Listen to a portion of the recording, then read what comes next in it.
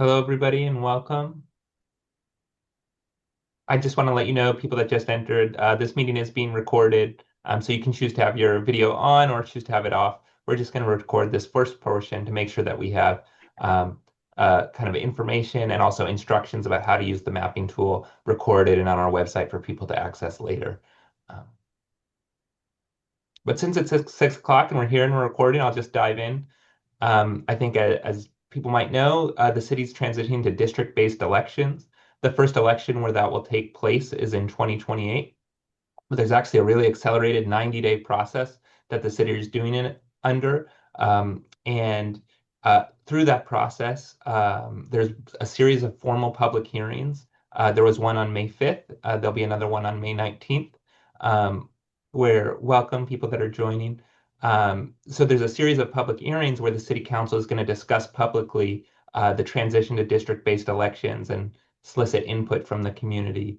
Um, but part of drawing new districts, what's really important to that is public input. And so what this community workshop is focused on, and thank you to those that just joined, what this community workshop is really about is to start hearing from the community on what are key communities of interest around El Cerrito that our community thinks should be grouped together and have shared representation, for example, and offering the opportunity for community members themselves to draw potential community district boundaries for the city council to consider. And so I'm joined here by Redistricting Partners is the firm, our demographer, Paul Mitchell. We'll be walking through what is redistricting, how does this 90-day process work, what's the mapping tool we're using, how you can use it. But I just, from the city side, want to just really appreciate you all for coming, for being here, and just voice that we really do want to hear from people about what communities of interest should be featured or highlighted or thought about and discussed by the city council. And so too, where people think the boundaries, what are appropriate neighborhoods to group together, and what feels right to them in terms of where the boundaries might want to fall. So all of your input, if you do create a map, if you do submit a community of interest form, all of that will be posted not only on the website for full transparency, but shared with the city council.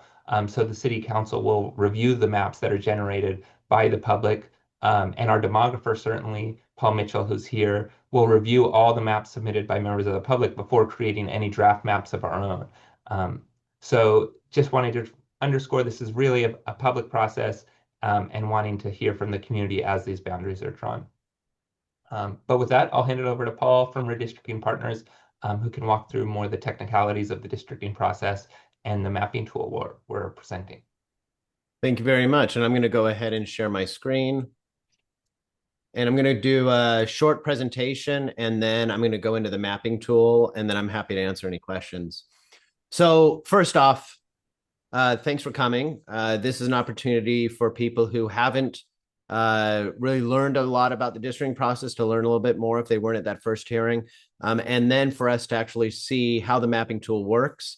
I'm not actually going to draw any actual maps. That's right now for the first two hearings. We're not allowed to draw maps. It's for the public to draw maps and for us essentially to listen to the public before we actually start producing anything.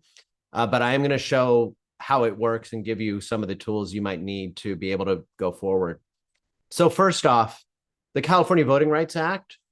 A lot of people, when they hear Voting Rights Act, they think of the Federal Voting Rights Act, which covers everything from redistricting to how ballots are designed to where polling places are to election timelines and everything like that. The California Voting Rights Act is a very specific law that is named kind of something that sounds broad, but really is something that is very, very specific. And it has to do with elections for city council, school board, counties, or whatever, whether or not they can be in an at-large election system or they have to convert to districts. In an at-large election system, some elections you'll elect 2 people, other elections you'll elect 3, but the whole agency votes on those. Under the California Voting Rights Act, if there's racially polarized voting in a community, which arguably is most communities in the state, then you have to go to districts. And in those districts, it has to be a true districted system where there's individual districts and you have to live in that district, and the only people that vote are the people in that district. And that sounds like I'm being really like hyper specific, but there are historically elections in the state where you might have 5 districts, but the whole agency votes for those 5 districts, or you have 5 areas where you have to live in the district, but the voters are citywide. So this is very specific that it has to be districts where the person has to live there and the only voters are the voters from that district. Like Will mentioned, this process is going to be taking place pretty quickly under the California Voting Rights Act in order to facilitate the transition. But because of the deadlines of the county, when they need to have these redistricting files in, they're not going to be completed in time for the 2026 election. So the first election where we're going to have these lines is going to be the 2028 election. So these elections determine some things, and there's other things they don't determine. So they definitely determine who can run for office. You have to live in that district, and who votes in that election, which is only the people from that district. It does not have to decide how the district governs. You know, I've worked in so many cities. We've done over 100 redistrictings. And I've been in cities where if you have a concern about the sidewalk, you have to go to your council member. You're not supposed to go to other council members. I've been in cities where when you go meet with the council member in their office, they have a list of the neighborhoods that they represent on their door. Or if you go to a League of Cities conference, you'll see council members sometimes on their business cards will say, you know, I'm council member such and such from Sacramento. I represent the pocket. And they're very kind of almost territorial around their districts. There's other agencies that they say I'm on the city council. They do citywide vision.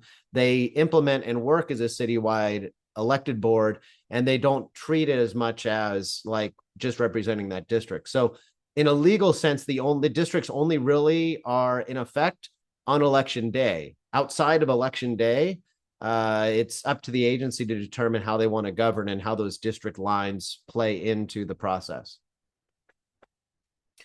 When we talk about this process and redistricting, we really talk about it in 2 contexts. The first context is the idea of representation. If I'm a resident where I live and I want to go see my city council member, my county supervisor, the concept is that I should have the same ability to reach my supervisor, my council member, my school board member as somebody who lives on the other side of town. The people on the other side of town don't have, you know, one council member for every 500 people, but where I live, we have one council member for every 5,000 people. That would mean that my representative power would be weakened because I have to compete with 5,000 people to get my council members' attention, whereas somewhere else, you know, one person can be pretty important in a district with only 500 people. So the idea of equally balanced district for representation is the first principle of redistricting. The second principle is what most people commonly refer to as one person, one vote, meaning that you want to have equal voting rights. So my vote matters as much for influencing the composition of a council as somebody else's vote. We don't have a situation where on one side of town, you know, the vote is more powerful than on the other side of town. Now, a lot of times when people hear redistricting, they think that gerrymandering is synonymous with redistricting. It is not. Redistricting, and the process we're going to be using here is going to follow a lot of really kind of strict rules and process to eliminate the possibility of gerrymandering. So we cannot look at partisanship. So there cannot be a partisan gerrymandering in these boundaries. We cannot do a racial gerrymandering. Now, the Voting Rights Act has been changed nationally. There will probably be years of lawsuits to determine how that actually impacts something like a local city council redistricting. But suffice to say that the California Voting Rights Act prohibits racial gerrymandering in this process. The third one is incumbent gerrymandering, one you don't really hear as much about, but it's that kind of idea where in the old days, somebody like me would get hired. The first thing they do is get the addresses of all the incumbents, or maybe get the address of somebody that an incumbent wants to run for their seat and make sure that all those people are in their districts. Now, I have done an incumbent gerrymandering. One, there was a city in Arizona that in their charter says you cannot draw an incumbent council member out of the city council district, Mesa, Arizona. And so we had to draw the districts in like an ideal way, balancing all the correct rules. And then at the end, we had to adjust those districts so that none of the council members were drawn out of their lines. And it meant that you drew much worse districts. But we had to because that was in the city charter. And I actually encouraged them to redo their city charter for 2030. But that is not legal in California. We cannot consider where incumbents live. And so I don't know where the incumbents live, and that won't be a part of the process. Now, the rules that we're going to follow, and I'm going to go through these really quickly. We had a longer discussion about them at the council meeting if somebody wants to watch that. Districts need to be relatively equal sized. And when we show the mapping tool, we'll show how that is shown in the tool itself. What we really want is districts where the largest district and the smallest district are no more than 10% apart from each other. Districts need to be contiguous, meaning they have to be whole parts. You can't have a city council district where you have a southern area with like 600 people, and then on the other side of the city, you have another part that's disconnected that is the remainder of that district. You can't have that. Now, somebody might say, well, Paul, that's obvious, but there was actually a water district in LA where we went in to do a redistricting, and they showed us their districts, and literally they had a district that was two parts that weren't connected at all. So that districts have to be contiguous. Districts should maintain communities of interest. Now, this is probably the most important part. It's something Will mentioned. It's the most important part of this process. This is why we really want that community involvement, because we want to know where the communities of interest are. And communities of interest kind of sometimes gets used almost like too amorphous or kind of quote unquote fake, like what is a community of interest? But the reality is communities of interest can be almost anything. It's very subjective. Now, the three things that we want to see in a community of interest is one, that you can name it. So skateboarders or the people who live in the hills or the people who live in the downtown. That is something that you can name. Second thing is that it's something that you can map. So there's data to show that this is the downtown area, or there's data to show this is where the renters live, or there's data to show this is where the senior community is, or this is where the mobile home park is. So there's data to show where those communities of interest are. Because if somebody comes to me and says, I have a community of interest, it's people who believe in UFOs. That's our community of interest. I would say, great. Where do they live? And unless there's a community in El Cerrito where everybody has moved to be like a UFO community, we don't have a way to map it. So it doesn't really qualify as a community of interest. The third thing we want is something that ties that community of interest to the actions of the city council. And this is really an interesting part, because if you were involved in a school board redistricting in your community, you might have had a lot of discussion about attendance areas, where the school campuses are. Even I've done redistrictings where, like on an agricultural side of a county, they'll have a lot of like farming programs, and they say, oh, the agricultural side of the county where they're doing animal husbandry is an important community of interest. Now, I don't think in this redistricting, it's very likely we will have schools or school attendance areas or animal husbandry being a community of interest. But arguably schools could be a community of interest if there was a connection to the city council. Like, let's say somebody said the people who go to this one school is a community of interest, or the neighborhood around a school is a community of interest. I can map it. Here's where it is. And the connection to the city council is that we've been trying to ask them to put in stop signs here and here, and we've been wanting them to put in speed bumps there and there, and they haven't done it. And so now we've drawn a connection to the city council that's different than a school board redistricting. So we can talk about it, but communities of interest is kind of the most fun part of the redistricting process. The fourth one here is that easily identifiable lines. So lines that follow major streets or rivers, or things that you can go out and see as like, oh, like I understand the two sides of the freeway. That's a kind of like makes districts easily understandable. And the last one is that districts be compact. Now, compactness in science is, the most compact shape is a sphere. So we're thinking more circles and squares and district shapes. But in the state law, they actually use more of a qualitative metric. They say that districts are compact if you have nearby populations and you're drawing the nearby populations together, and they're not compact if you're bypassing a nearby population to get a far away population. So to use my screen as the city, if we had a community over here where my hand is, and I started drawing districts like this, and then going around that community of interest and going to the other side to capture something that's on the far away, you would say, well, that's not compact because you bypass this one community of interest, this one area to go grab voters somewhere else.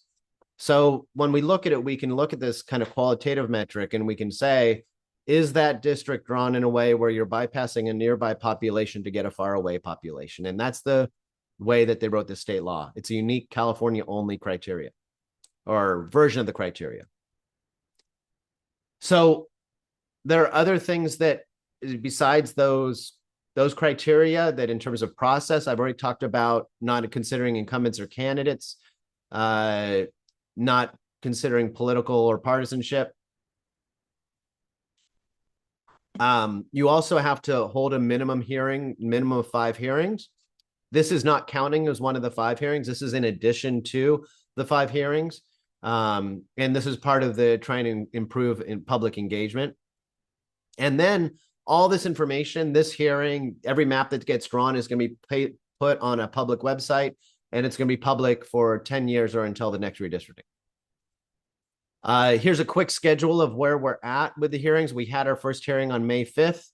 The next hearing is going to be on this May 19th. The process will really get more exciting, let's say, on June 9th, when all the council starts actually talking about maps. June 16th is going to be an opportunity for them to get revisions to maps and then hone down to one particular map.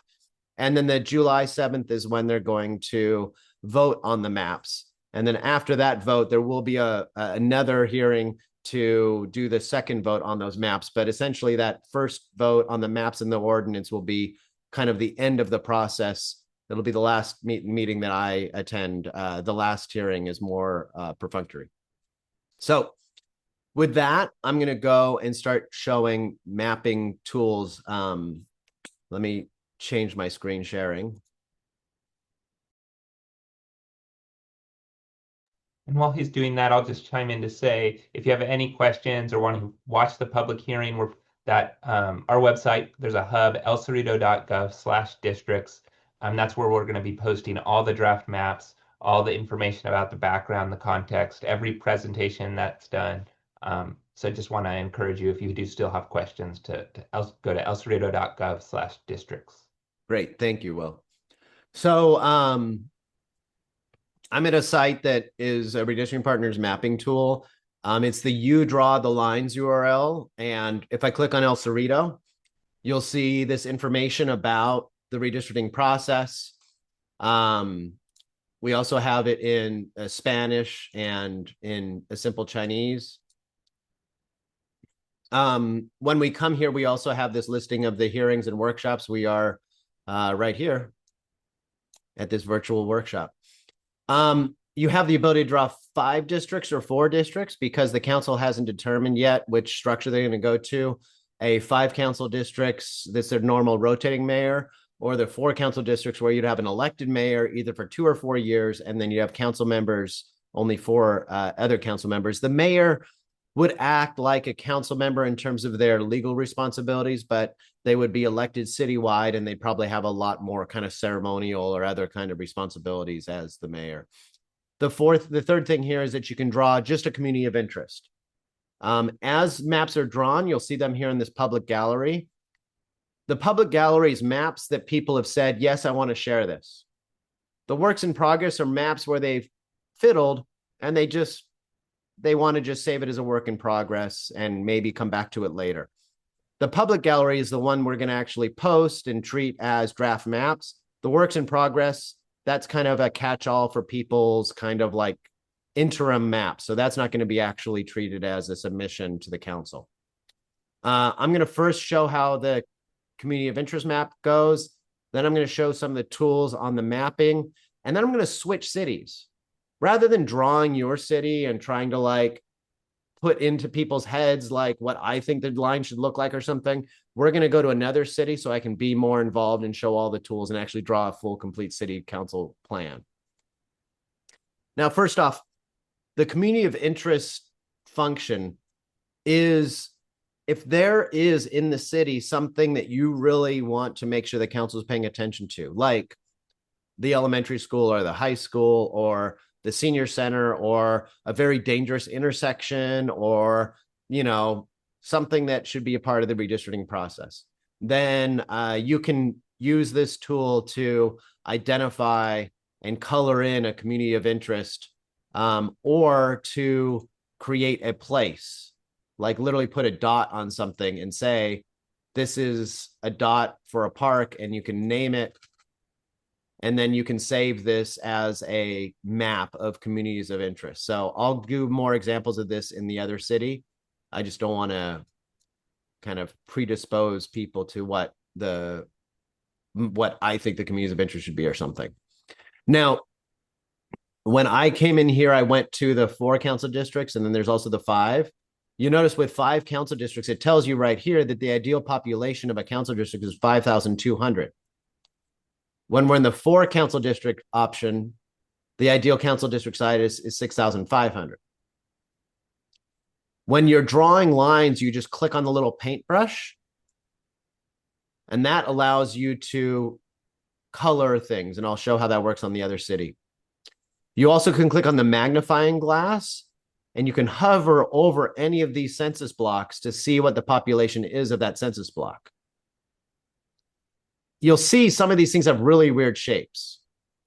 It's like this census block has got a, let me just go down here like this to 1. That census block has got a weird shape. It also has 539 people, which is kind of a lot of people. These census blocks down here are more like square and easy and more reasonable and normal shape. But then you get kind of weird shaped census blocks sometimes based, and we have no control over that. We have to use these census blocks as the kind of building blocks of the redistricting. When you draw districts, you'll also have the ability to show data. So like, see how I said that this census block had 539 people and that seemed like a lot? It looks like it's probably the most populated census block because when I shade by population, it shows that as being the most dense. I could also shade by the Latino population or by the Asian population, just to kind of give a sense. Now, below that, I have this thing called citizen voting age population that I can show. So citizen voting age population, if I show Asian or Latino or Black, what it is showing is citizen voting age population, CVAP. Think of it as eligible voters. It's people over 18 and citizens. And that data is used to comprise, when somebody says, well, what percentage of this district is Latino? We talk about it in a voting, that one person, one vote context. When somebody says how many people are in a district, we talk about it in this context, which is the decennial population data from the census, so total population. So at the end of drawing districts, like I'll show you in the other plan, you'll get to see the breakdown of your districts based on different demographics, as well as being able to just see the total number. And there will be some other features that I can show here in a moment. When you're drawing districts, you can draw districts and then just change the color to go to the next district. And we'll go back here just to the map gallery to get started again. So let me go ahead and show how to draw districts using the city of Sonoma. This city also had a 4-district and 5-district option. You'll see that this district is 10,000 people, so it's half your size. Before we get started, I'm going to show how some of the population, how some of the data looks here. First off, to total population here, this city of Sonoma, I mean, maybe some of you have been there just vacationing. In the center, they have like a downtown square. Then they also have a mobile home park here on the left-hand side. And when I do show population, you're going to see that's where you have a lot of dense population.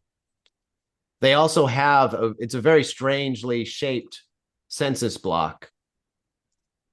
That census block right there has 520 people, kind of like that weirdly shaped census block that you have that has the 560 people.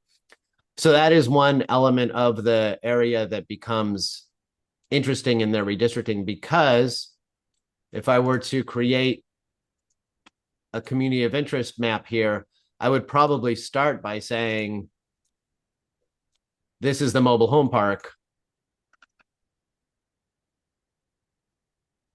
And they have real issues that are related to the redistricting.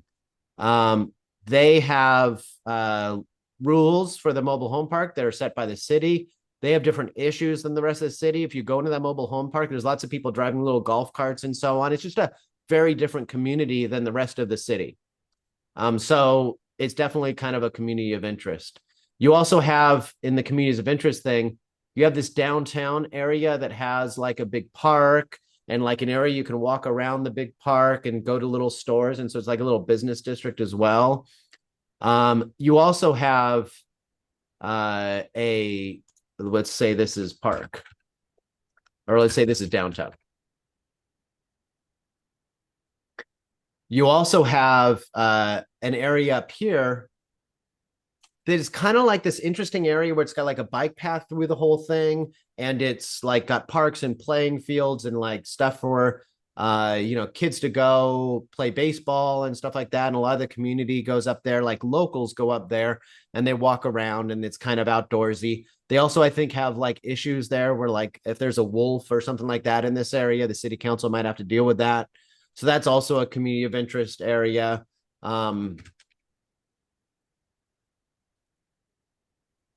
And you can go on in Sonoma and draw these different communities of interest. And then when you save it, you can go ahead and see that community of interest map down here that was saved as being public. So now anybody from the public could see my community of interest I just made for Sonoma.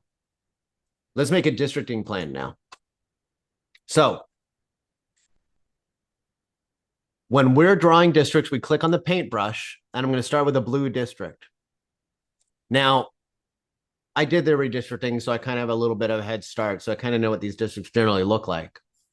But remember that area up here that I said was kind of like had the community goes hiking and walking through the area, and like there's a little bike path and all that kind of stuff. I'm going to kind of start, and with this paintbrush, I'm just dragging and painting these census blocks as I go. And see this blue bar?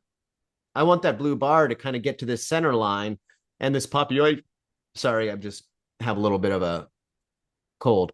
This population getting to around 2,000. So if I go ahead and keep painting, I can do this. Maybe I'll come back here and grab that one. Go like this. Get close to. Okay, so maybe that's close enough. 2,067.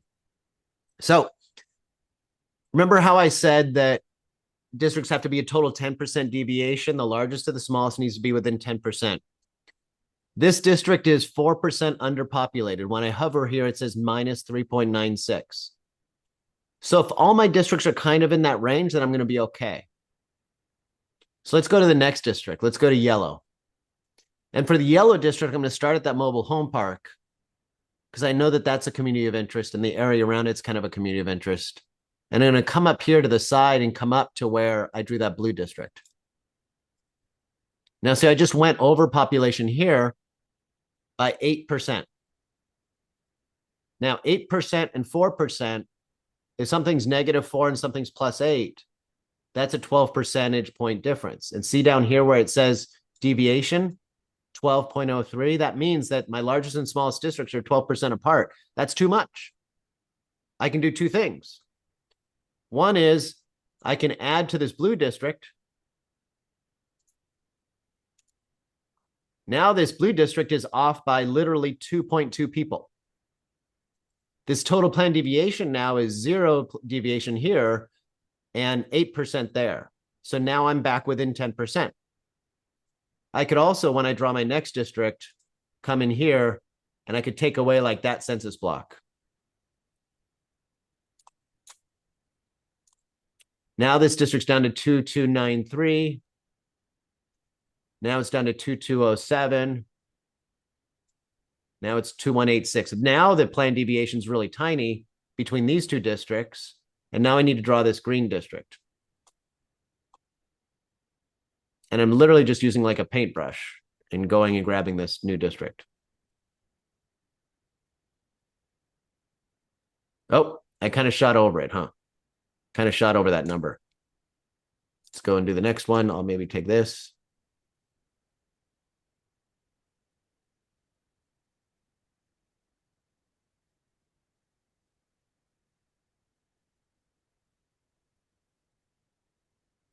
Oh, that's not gonna, that's messy right there. That's not gonna work. I'll draw the last district here.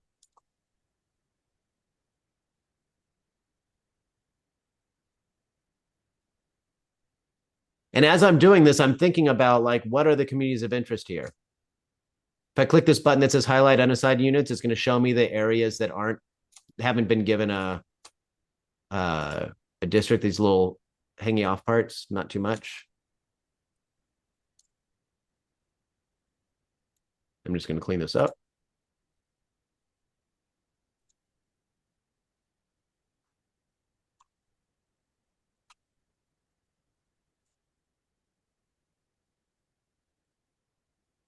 This city has 2 islands, which aren't actually islands because we're not in the middle of the ocean, but it's when a city jurisdiction has like a property that's outside of its actual city boundaries. You don't have islands in El Cerrito, but like I think one of these is like a waste management facility that the city owns. So they have ownership of those. So we have to draw them into a district.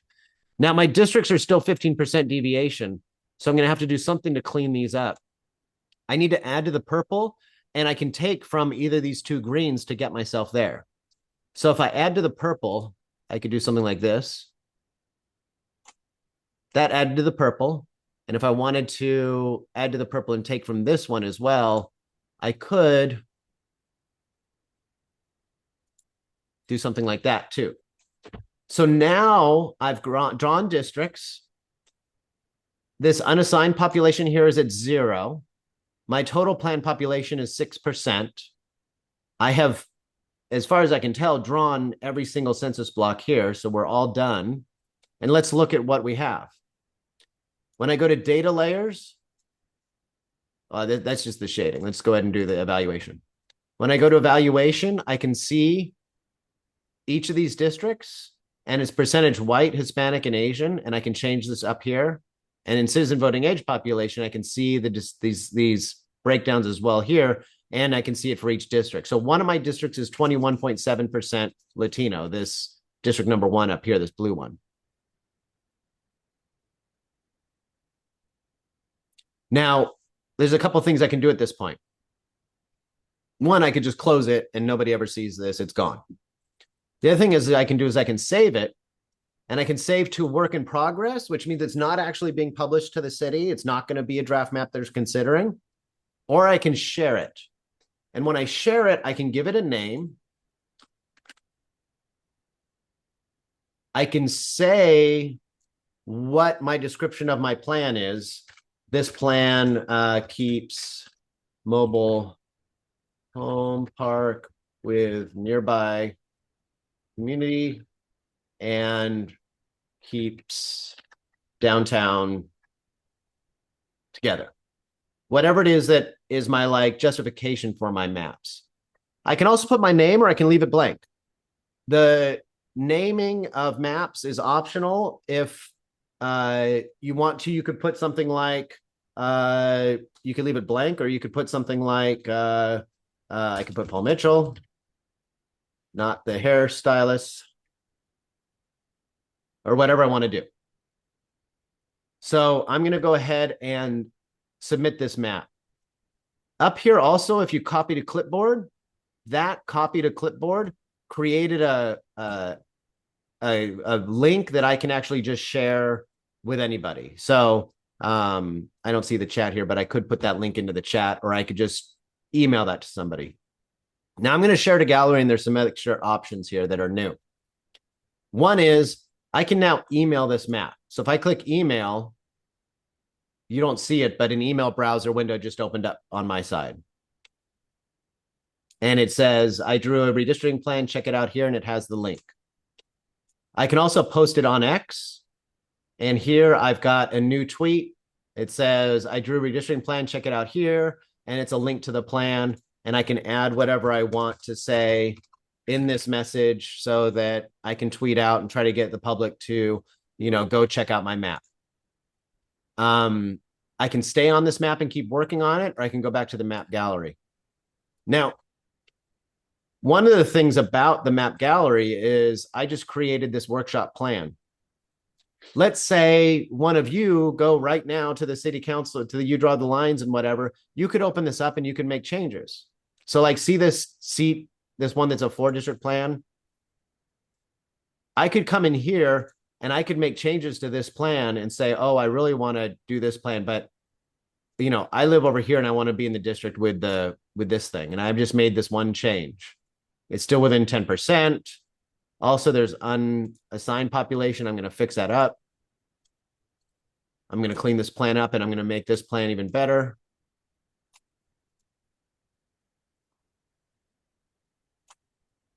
And now I've taken a plan that was somebody else's plan, and I've made changes to it. And I'm going to go ahead and save this. I'm going to call this better plan. And I'm going to go ahead and save it. So now when I come back here, we have my workshop plan I did, and we have this better plan. And this better plan is just a recreation of this ID 15 or this one down here. But what that's to say is that if Linda draws the best plan ever, but then Catherine comes back the next week and she's like, well, I think I want to change that plan. Catherine can just open up Linda's plan and then save it with a different name. It won't let her overwrite the plan that's there, but it'll allow her to use that as a starting point. And what will happen is that we'll have the public submitting plans in the gallery.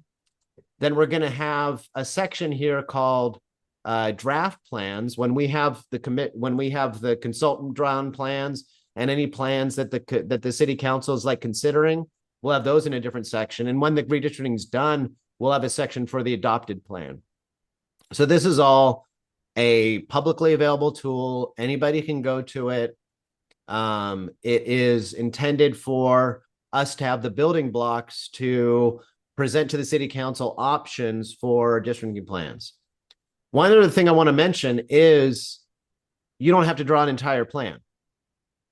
And it's legitimate for somebody to come in here and say 5-district council plan, and they live in the mobile home park, and all they draw is, what they want to have be the mobile home park district. And they save it. And they name it mobile home park.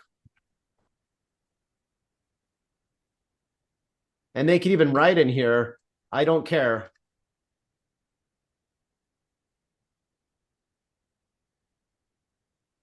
I don't care about the rest of the seats. I want this one. And when they save this, that is a public submission. It doesn't have to be complete. It doesn't have to be balanced. It doesn't have to be contiguous.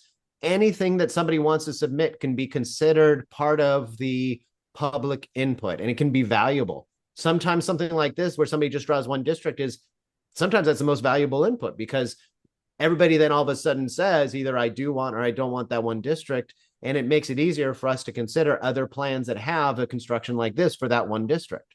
So anything somebody submits is kind of fair game. There's never a time where, with rare exception, there's never a time when we look at a redistricting plan and we say, well, the council, this has no value. I have seen a redistricting plan where somebody drew a Mickey Mouse.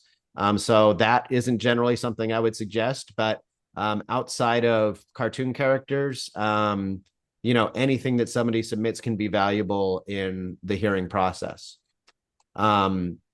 Unless Will has a question or if somebody else has a question, I think that's the basics, and I'm happy to to give a pause there and see if anybody has any questions.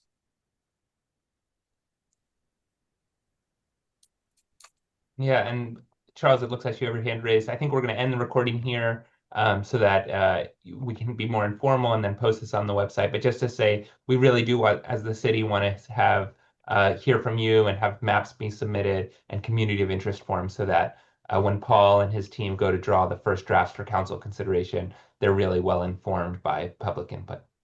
So thank you all for coming.